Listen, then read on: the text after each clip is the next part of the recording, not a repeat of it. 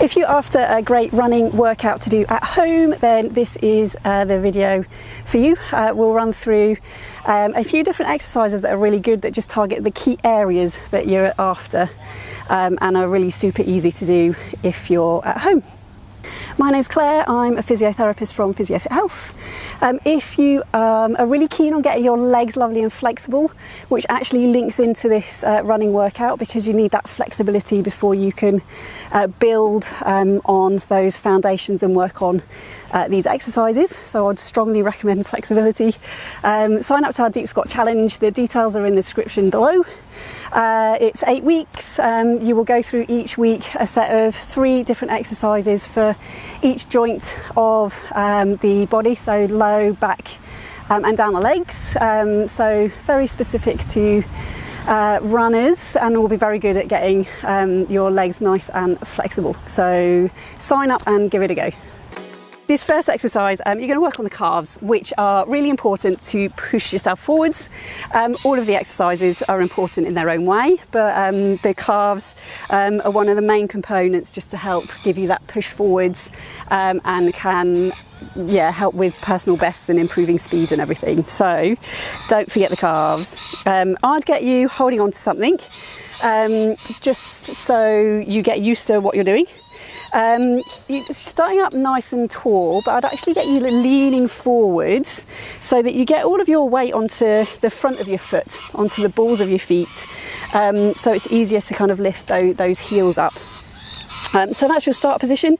All you're going to do is lift your heels up, and then lower your heels down. You're nearly touching the floor before you raising them back up again. So I get you starting slow to begin with, just so you can get used to the raise and the lower. But ultimately, you're wanting to be lifting yourself up really quickly, and then lowering down. So it's kind of a little bit of a speed one with this one. But you're not quite touching those heels onto the floor, just so that you can get used to the calves working without fully getting the heel on the floor. Just helps with a little bit of that running technique. So up and down. I would suggest 3 lots of 10 with this one, and start both legs, but obviously you can progress to one leg when you're ready and then switch over to the other leg.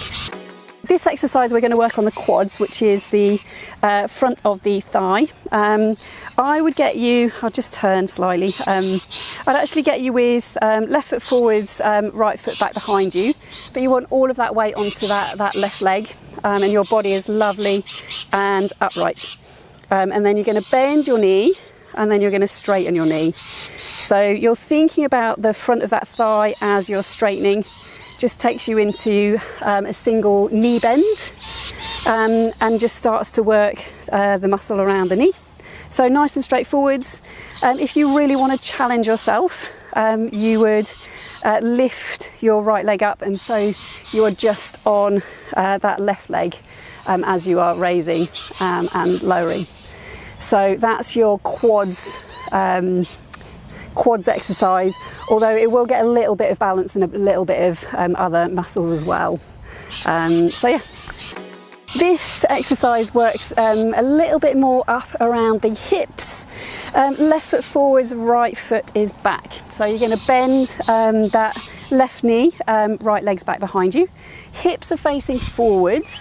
And I want to get you leaning the body forwards, because I really want to get you all of that weight onto your left leg. So your movement is as if you're lunging, so you're going to bend your left knee, so you're going to lower the body down. You're going to really think about that left glute, so the muscle at the back of the hip, working to raise yourself back up into that upright position. So it's just a slightly different focus and a tweak on the lunge. So bending your knee, but the really important thing that I want you to work on is straightening. When you straighten up, it's using that left glutes to help you straighten. And so it just shifts that focus really away from the knee and the front of the leg, and a little bit more up around the hip. Generally speaking, the more you lean forwards, the more likely you'll feel it more into the hips. If you are upright, you might find that it's more like a little bit lower down into the quad. So just have a little bit of a play around when you first try it, but ultimately you're wanting the work to be being felt around this hip area. So this exercise is really good for working the strength down the side of the body, so it gets those stabilizing muscles around the hips and the pelvis. So you don't need any equipment for it. Have a lay down on your side. So I'm gonna get you propped, on your elbow. So left elbow is directly under that left shoulder. Your shoulders are facing forwards. Get your hips facing forwards, and then your knees are bent. Feet are a little bit behind you.